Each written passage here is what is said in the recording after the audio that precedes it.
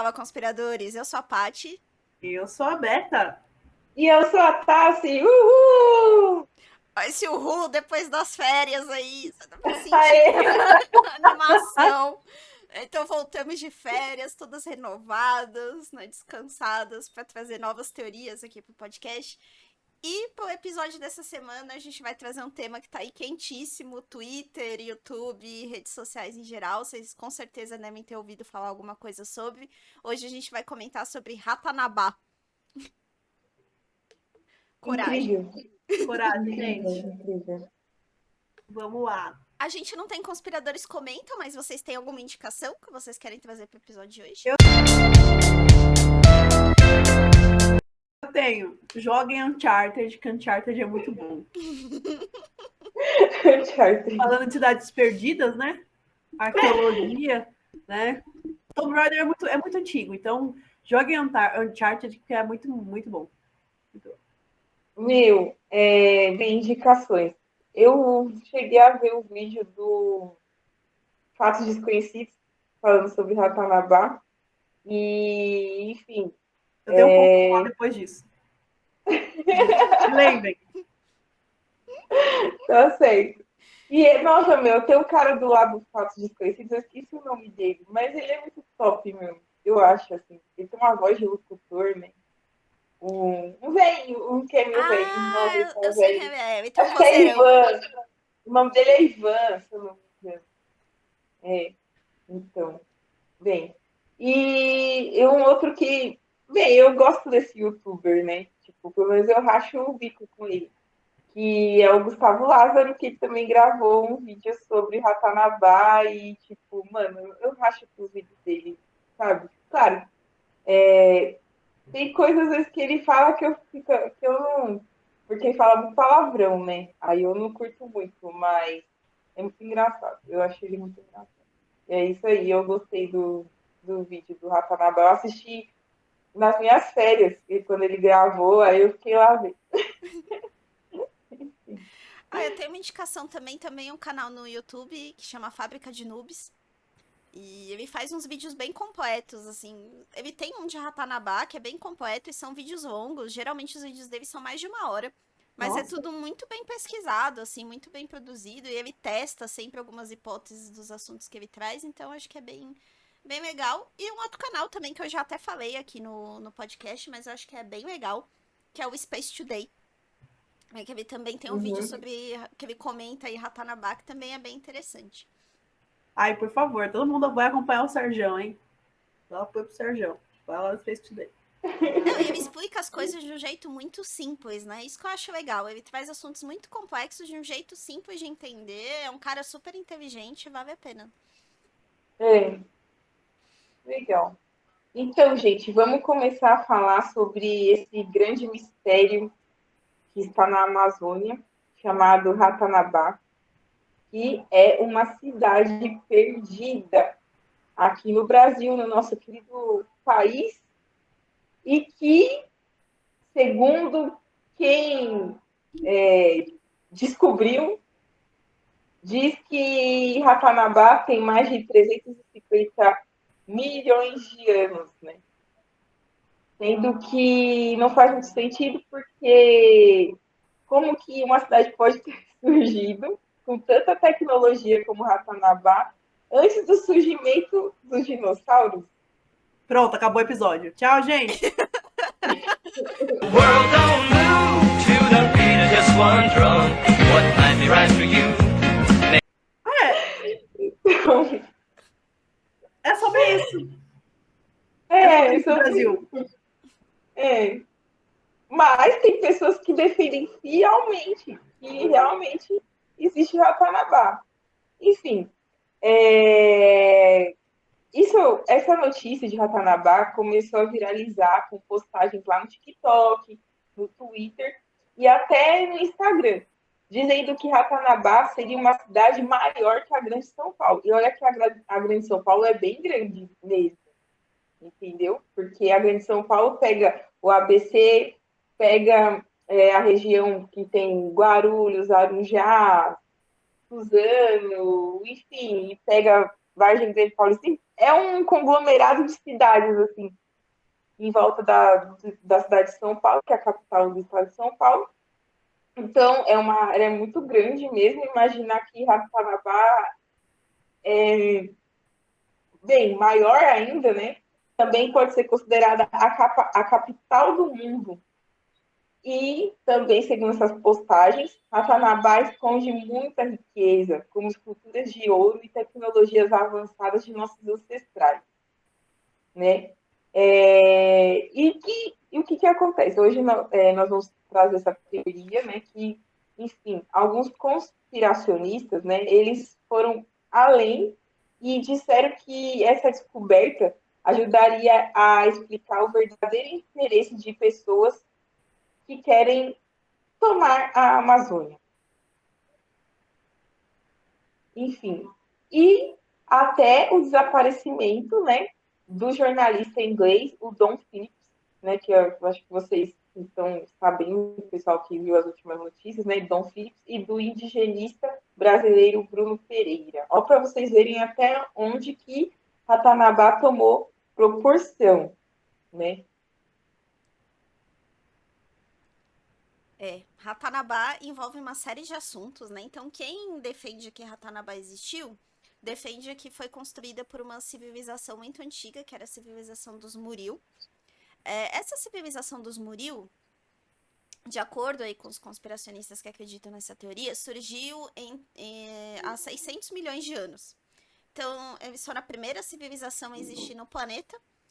E é um misto de alienígenas e seres humanos, né? E aí, porque os Muril, eles seriam uma civilização extraterrestre, né? Então, quem assistiu aí outros episódios, que a gente falou de linhas de Nazca e tal, tem várias, né, teorias da conspiração que falam sobre isso, sobre civilizações alienígenas. Então, eles seriam criaturas de outro planeta que vieram para cá com uma tecnologia superior.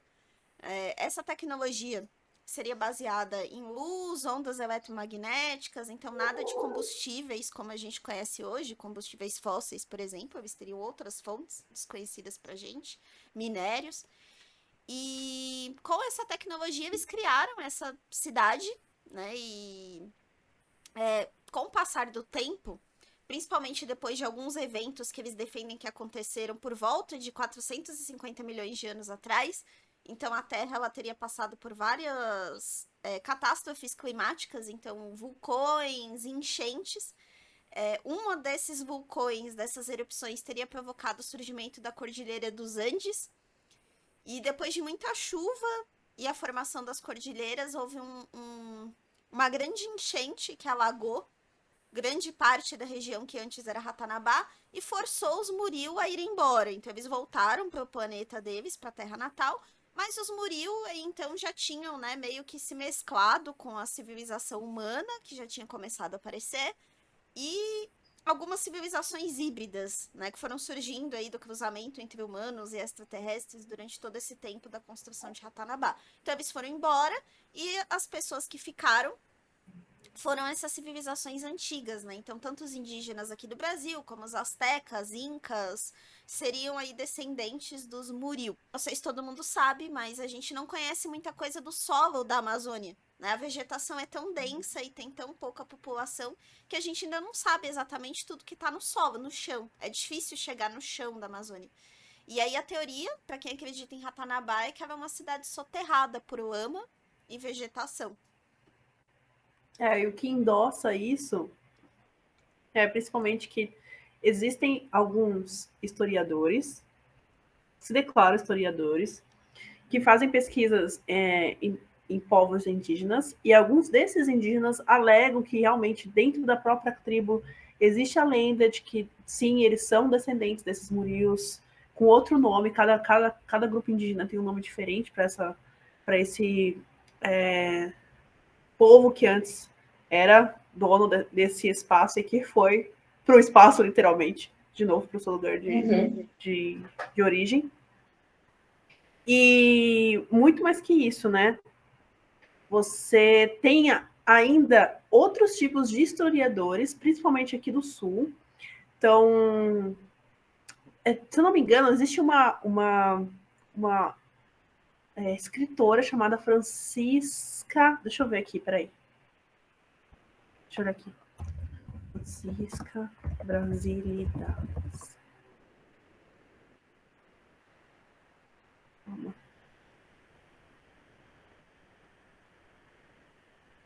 Francisca de Bastos Cordeiro é o nome dela.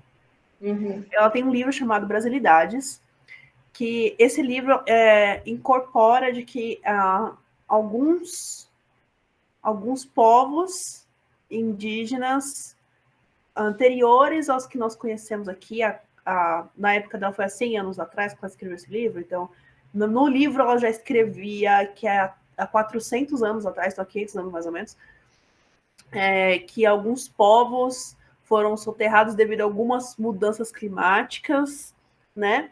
E esse livro, ele foi endossado, inclusive, pelo Monteiro Lobato. O Monteiro Lobato fez uma crítica sobre esse livro, falando, nossa, esse livro é muito bom, eu li ele inteiro, e realmente tem muita coisa para se endossar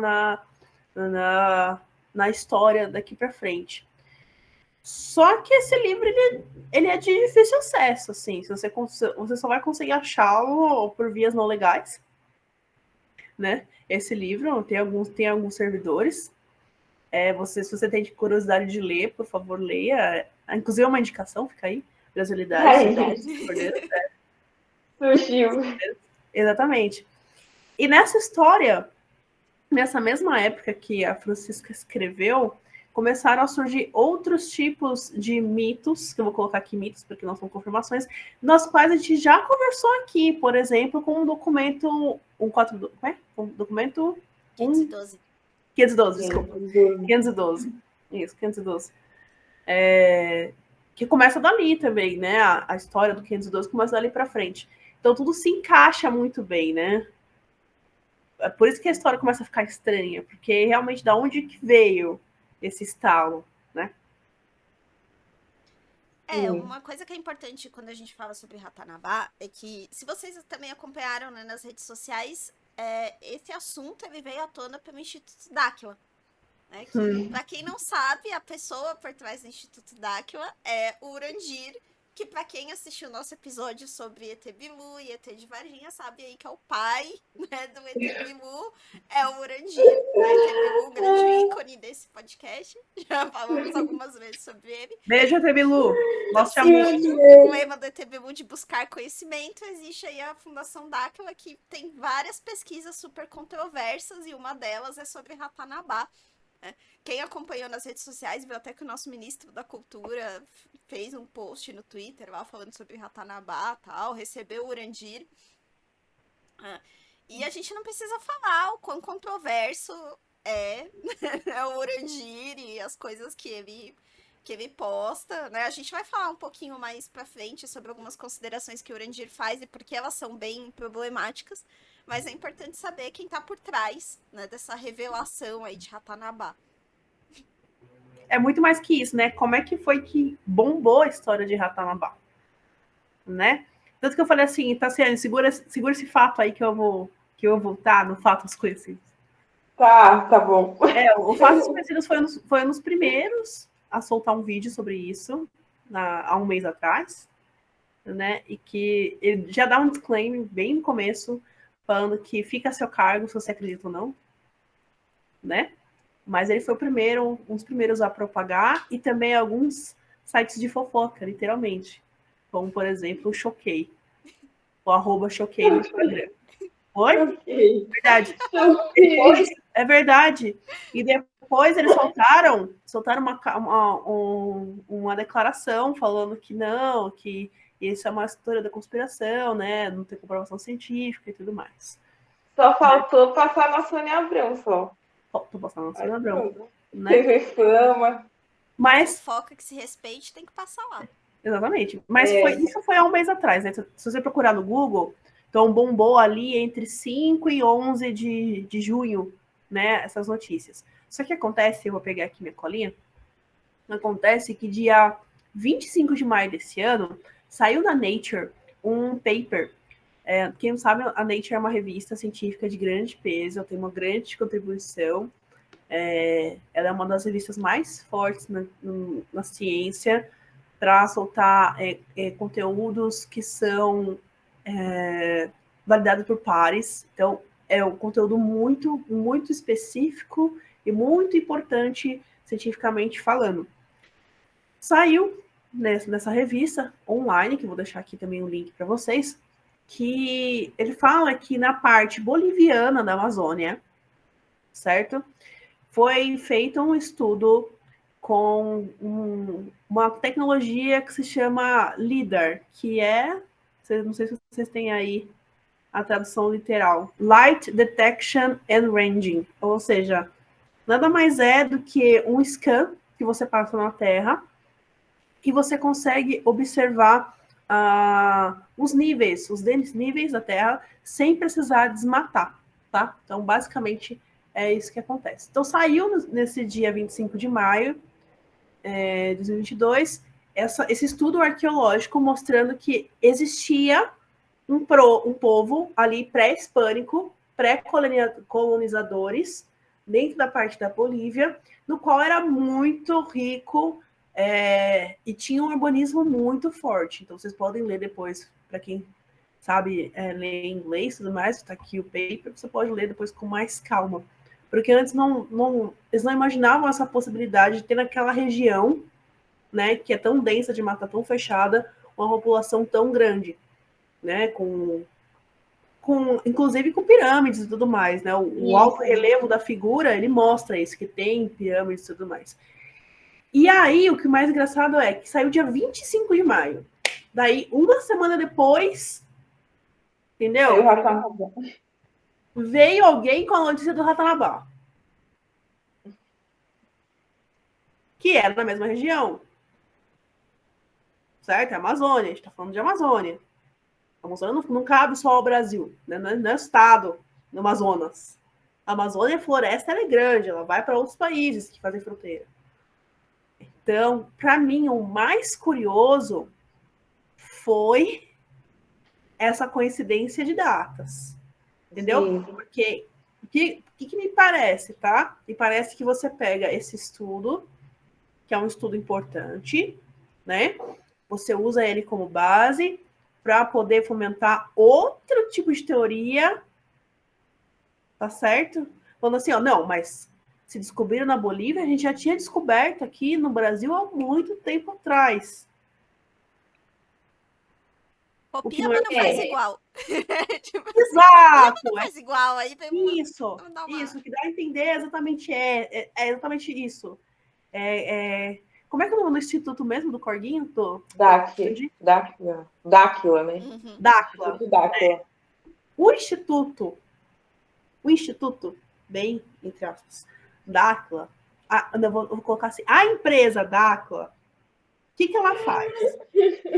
O que ela fala? Não, a gente descobriu há muito tempo atrás que existe uma cidade escondida dentro da Amazônia, a gente tem fotos seguras, whatever, de que tem lá uma cidade escondida, e a gente tem provas disso, e tanto que isso chegou ao ministro da Cultura, né, que também endossa que existe Ratanabá. E aí eles pegam, eles alegam isso, puxam para eles e falam, não, foi a gente que descobriu. Sendo que se você pega em sites renomados, por exemplo, sites da USP, que tem um centro de arqueologia muito bem fundamentado aqui no Brasil, você vai ver que existem dissertações, teses, artigos muito, muito, muito antigos que já alegavam que ali na região da Amazônia existia uma civilização antiga, que não se sabe de que ano que não é de 400 milhões de anos atrás. Isso nós podemos alegar, né? Que não é de 400 milhões de anos atrás, mas que ali existia uma civilização antiga e que sim, ali pode ter riquezas. É por isso que se protege tanto a Amazônia.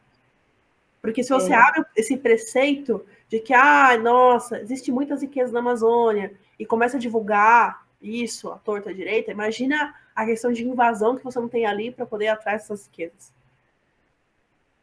Ninguém para pensar nisso? Todo mundo é inocente. Então, E quando você pega essa pesquisa do Instituto Dáquila, o Instituto ele tem uma série de publicações, tem N vídeos, então quem tiver aí tempo e paciência, né, pra assistir aí até o final, eles têm muito, muito material, mas tem basicamente lives, assim, são muitas lives que eles falam sobre isso. E eles partem de alguns pressupostos para falar dessa civilização de Ratanabá, né, e a gente vai falar um pouquinho deles aqui, e do que não faz sentido, né, em cada um deles. Uma das coisas que eles falam sobre Ratanabá é que, bom, como a Tassi falou, né, a capital do mundo, mas por que seria a capital do mundo? Porque Ratanabá supostamente teria vários túneis subterrâneos que ligariam ao mundo inteiro. Então você teria túneis subterrâneos saindo de Ratanabá, ligando para todos os continentes, ligando ao mundo. Então, por isso, a capital do mundo. Ratanabá significa literalmente isso, uma capital do mundo. E aí, uma das coisas que eles se baseiam para falar sobre isso é que a gente tem várias construções de fortes. Né? Isso não só no Brasil, mas nos Estados Unidos você tem fortes, você tem na Holanda.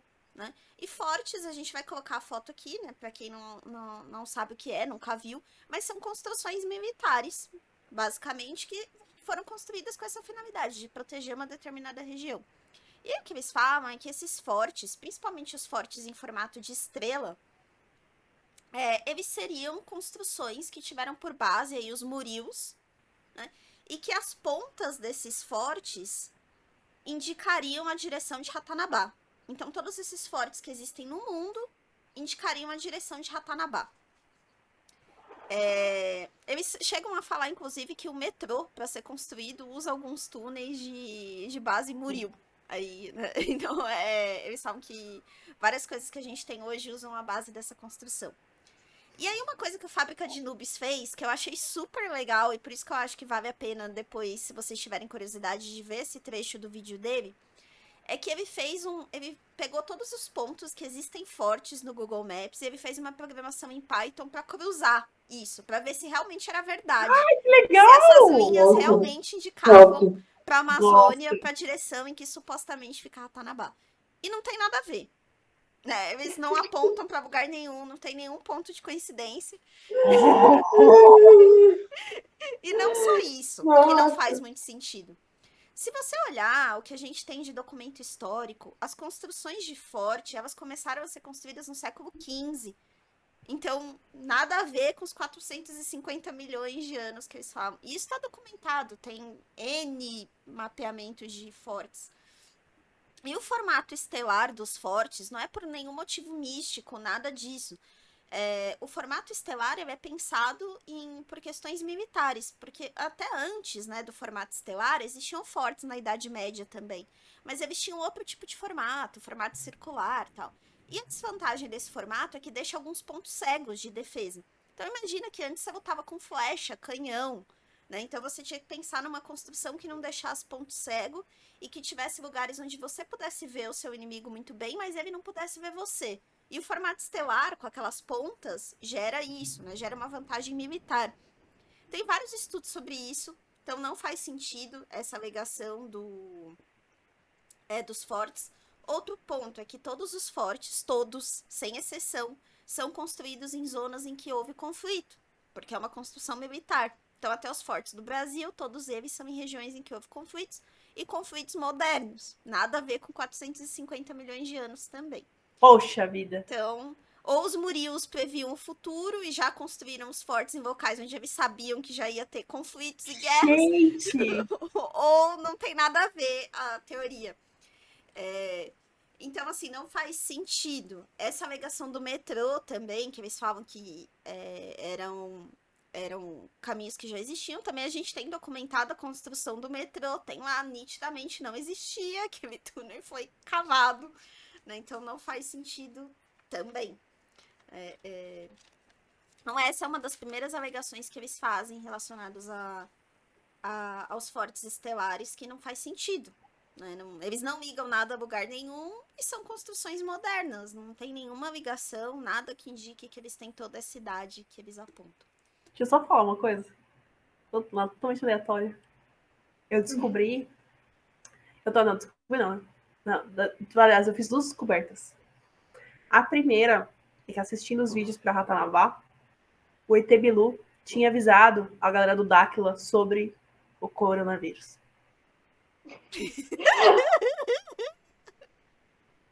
Vai todo mundo. Se vocês estiverem assistindo, vai lá, depois dá uma pausa cada e procura. O cara do Dáquila, que é o cara que trabalha como pesquisador na organização Dáquila, fala que o ET Bilu tinha avisado sobre o coronavírus.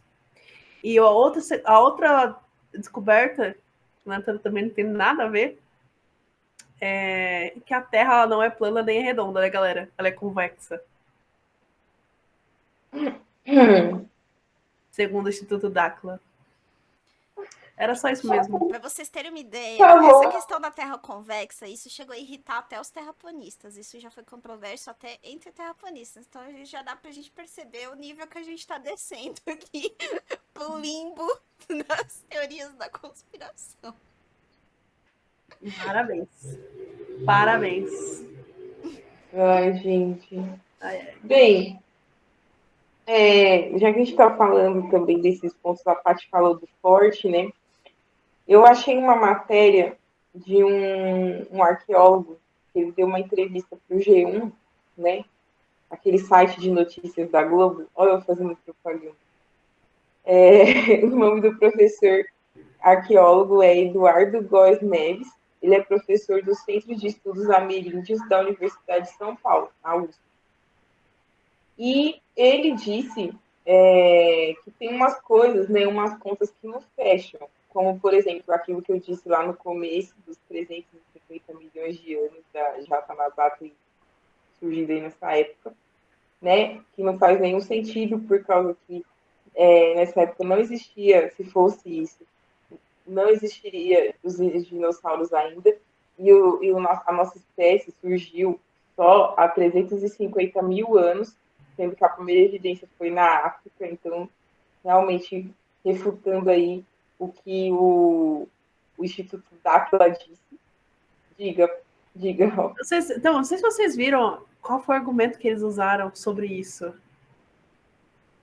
Eles apresentaram, o Instituto Dáquila apresentou a foto de um fóssil, teoricamente seria um fóssil, datado de 400 e algumas coisas anos também, no qual tem uma pegada de dinossauro e uma pegada humana.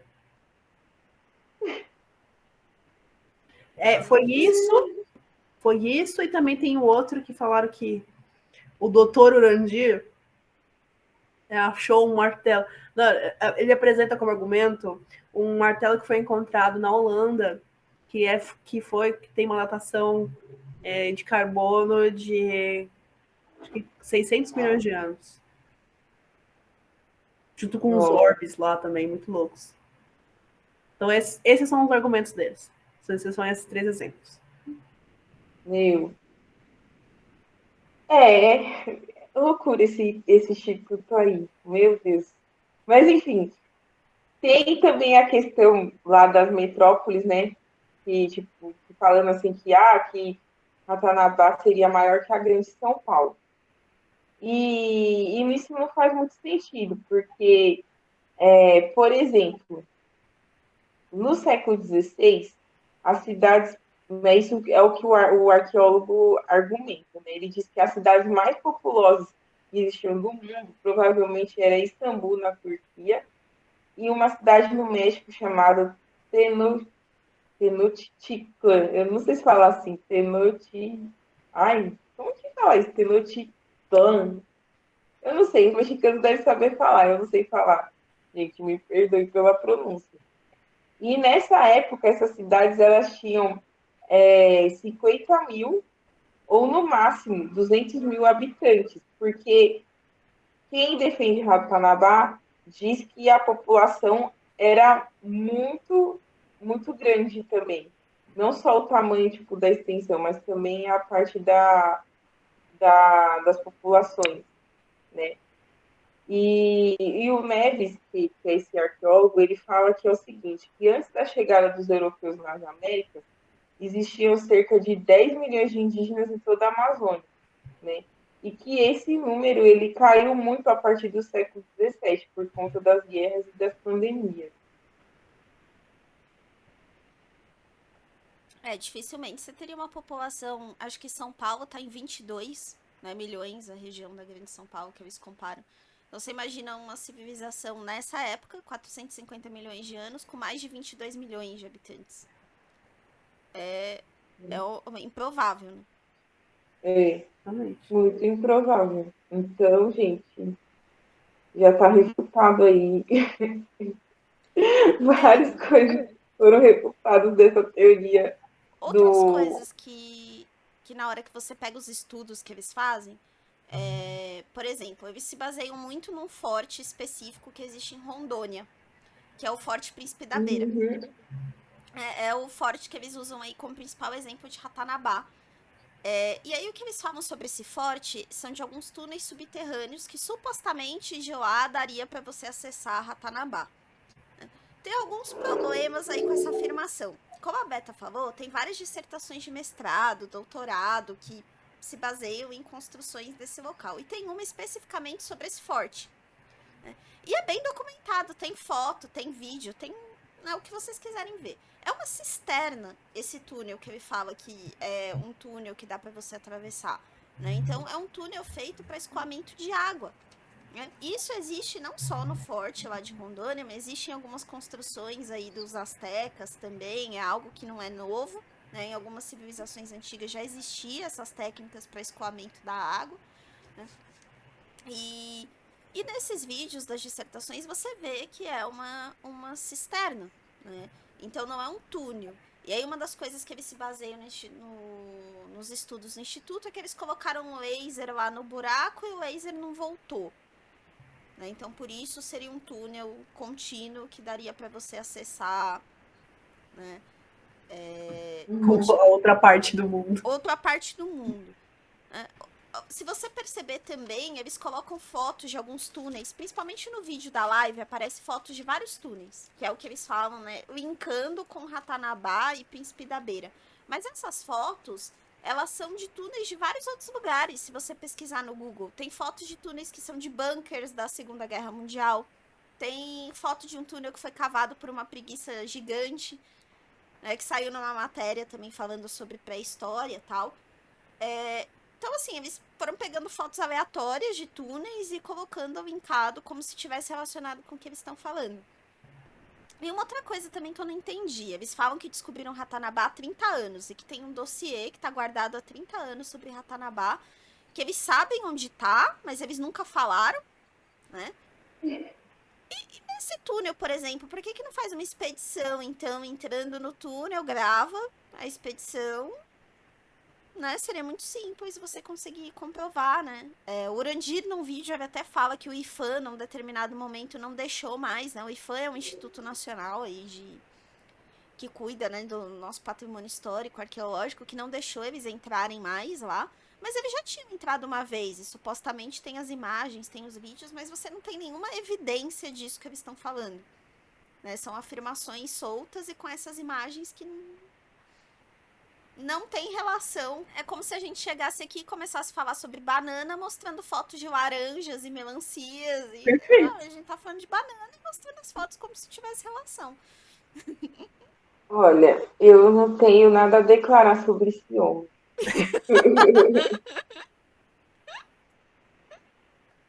Não, aqui, ó, eu vou falar uma coisa que eu falei para as meninas em off, eu vou falar aqui online. E queria muito entender como é que esse instituto funciona e como é que esse instituto tem verba para fazer esse tipo de expedição. É porque provavelmente é daquelas pessoas que tipo assim, devem ser os seguidores dele mesmo, durante, tipo, que é ufólogo, que vai lá. Ufólogo não vou falar que é ufólogo, mas tipo, as pessoas que acreditam, né, na existência de extraterrestres, mas que seguem a linha do Urandir, entendeu?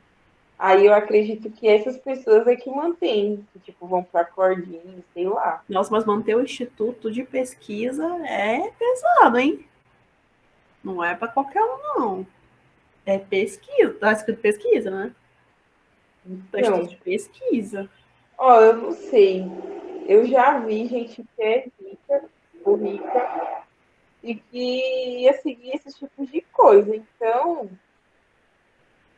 Não, não é muito impossível. Assim, né? O Instituto Dáquila, eu não chego a olhar a fundo isso, essa questão do financiamento do Instituto Dáquila, mas que tem várias empresas vinculadas ao Instituto Dáquila, existem, inclusive até uma empresa de cosmético. A cidade de Corguinho, ela tem uma moeda que é tipo um Bitcoin também, que circula, né, lá, então seria uma das fontes de renda. Agora tem um ponto também, que isso é, assim, eu acho que vale a pena a gente comentar, até como um alerta, quando a gente ouve certas coisas e a gente tem acesso a certas informações, e a gente tentar entender o timing delas e o porquê elas vêm no momento que elas vêm, né? A Beta mencionou essa questão aí do artigo da Nature, que é muito relevante ter sido o timing, né, de aparecer essa notícia de Ratanabá, mas também apareceu no mesmo momento do sumiço do Dom Phillips lá na Amazônia. Né? Então tava Olha a fumaça! muito em voga falar de garimpo, da questão do desmatamento ilegal na Amazônia, tarará. E um dos vídeos do Urandir, que eu acho que é bem emblemático para comentar sobre isso, eu vou até colocar o link embaixo depois se vocês quiserem ver, que é um vídeo em que ele começa a associar a demarcação de terras indígenas, que ele fala que a demarcação de terra indígena na realidade é uma farsa para que União Europeia, para que WWF, para que organismos estrangeiros tenham acesso à Amazônia e levem aí toda a riqueza de Ratanabá. E aí ele toca num ponto interessante que ele fala assim, esse dossiê ficou guardado por 30 anos, a gente sabe onde está na Ratanabá, mas a gente nunca liberou esse dossiê, só liberou agora, porque a gente agora tem um governo que cuida da Amazônia, que é um governo que está velando pelos interesses do país e tal. Ele fala ele associa a FUNAI, associa algumas instituições nesse sentido, dizendo que eles que na verdade estão desmatando a Amazônia, que são os estrangeiros que estão desmatando a Amazônia, que as pessoas que receberam terras de demarcação indígena continuam pobres. Eu não sei qual é a relação entre uma coisa e outra, né? Não porque eles receberam terras eles deveriam ser ricos, mas ok.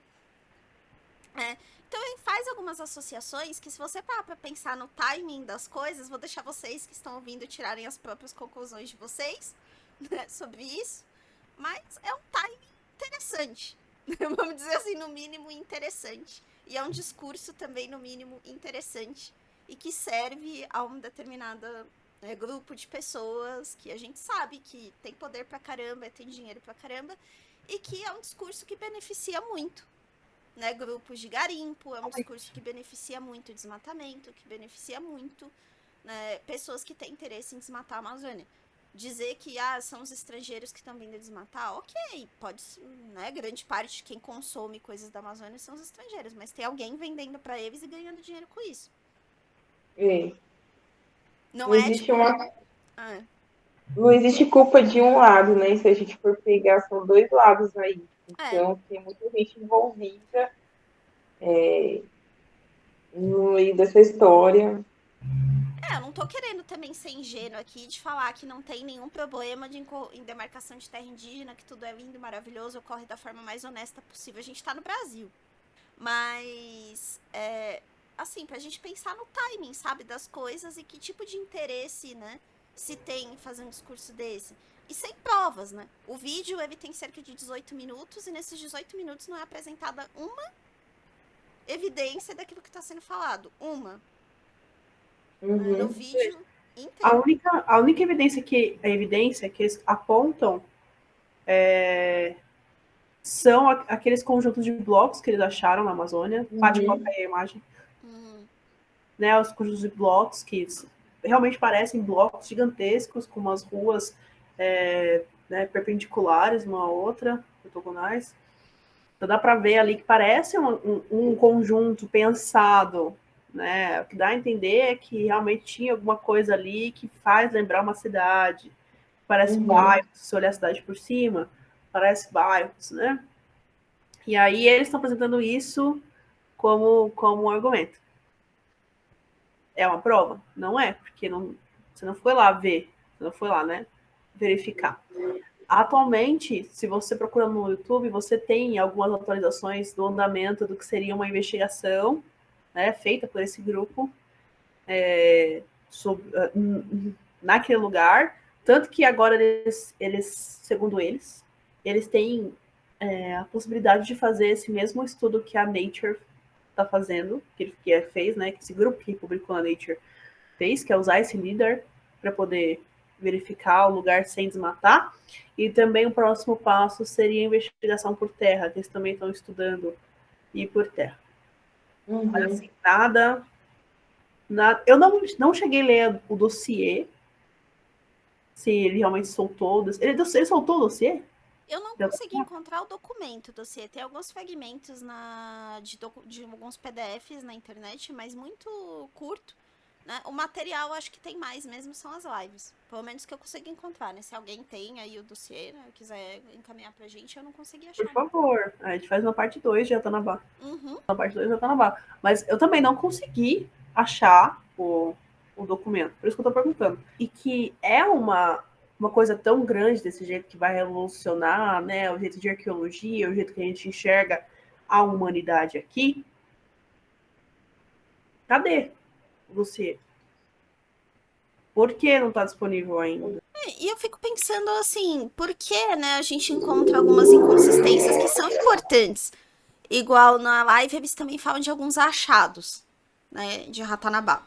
Então tem alguns crânios que eles apontam, uns crânios assim com a cabeça meio achatada, né, que eles falam que seria uma evidência aí dos Muril, dessa civilização. Mas esses crânios, eles aparecem em outros estudos também mais antigos linkados ao Peru, né, dizendo que foram achados no Peru e tal.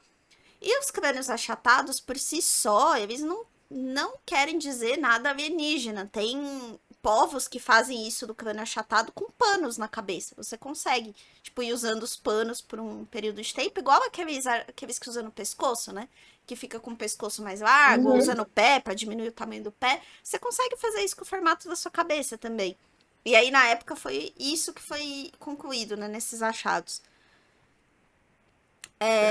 Tem um ponto também que eles falam, a gente fez alguns achados nos fortes que não correspondem a uma civilização antiga.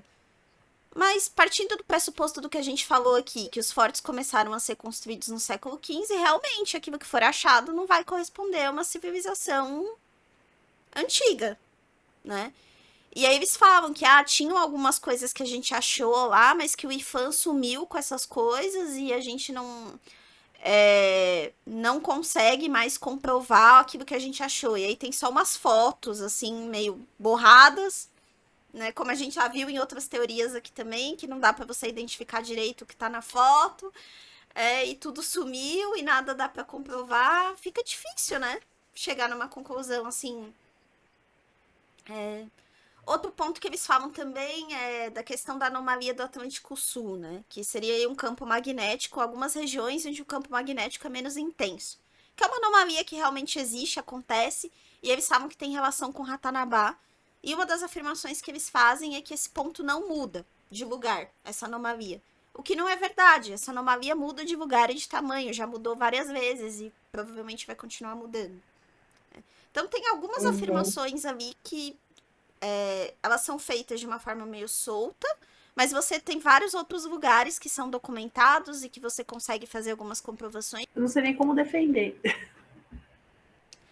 Teve um cara também no podcast falando sobre Ratanabá, que ele também fez duas afirmações que uma delas eu não consegui achar nada sobre isso. Se alguém tem alguma informação sobre isso, alguém que tá ouvindo, quiser compartilhar.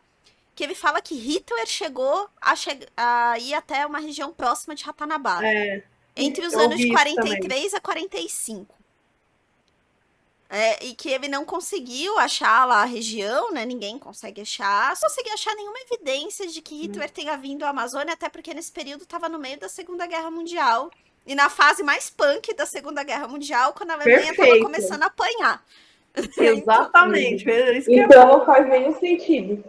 Não, acho que Hitler tinha coisas mais relevantes para acompanhar na Alemanha do que vir até a Amazônia para tentar achar Ratanabá, mas quem somos nós para julgar, não é mesmo? Mas se alguém tem alguma evidência sobre isso, alguma informação sobre essa vinda dos nazistas até a Amazônia, não consegui achar nada.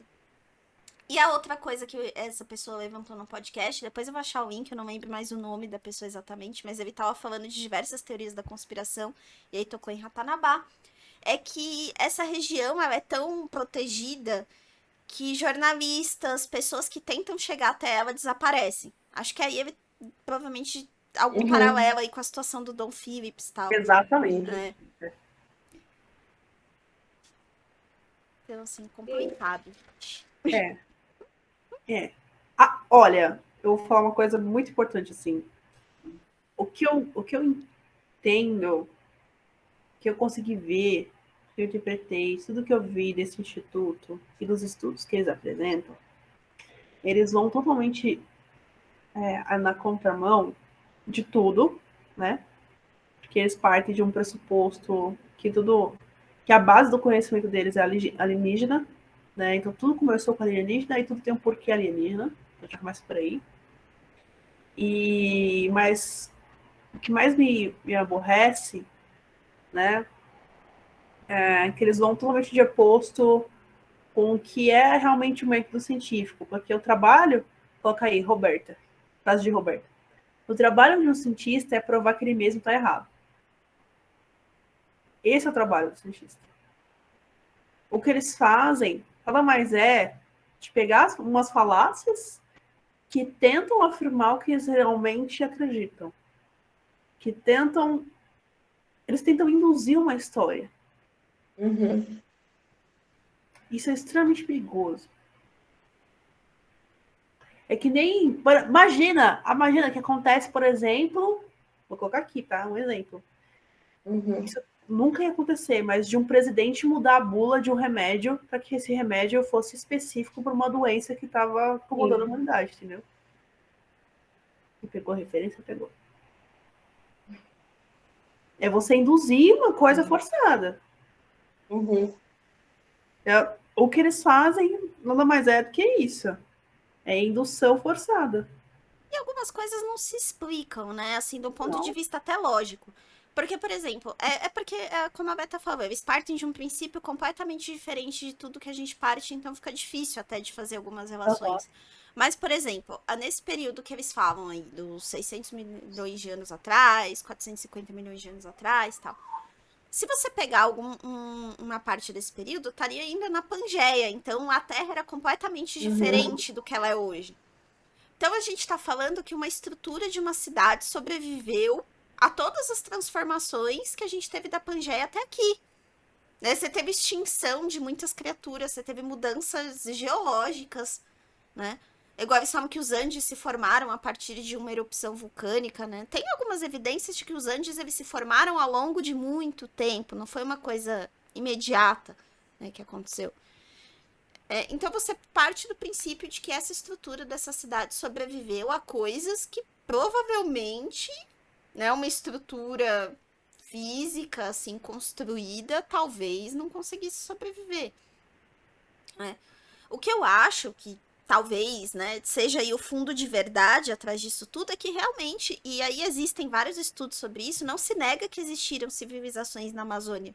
Tem vários estudos sobre isso. Né? Então, que tem coisas na Amazônia que a gente não sabe, e cidades. Existe, sério, existe. E pode ser que eles encontrem mesmo, se eles usarem esse método, né, se eles usarem duvidar, eles talvez consigam achar e que eles encontrem mesmo. Mas talvez seja uma coisa mais plausível do que isso, né? Dizer, não, porque tem riqueza que vai transformar o Brasil numa potência mundial, né? Todos os brasileiros serão ricos quando a gente conseguir chegar em Ratanabá. Ai, nossa! Aí eu vi vantagem. Até onde eu sei, todo brasileiro nasceu já devendo. Então... É a certidão de nascimento e a inscrição no Serasa, já vem junto. Então, enfim.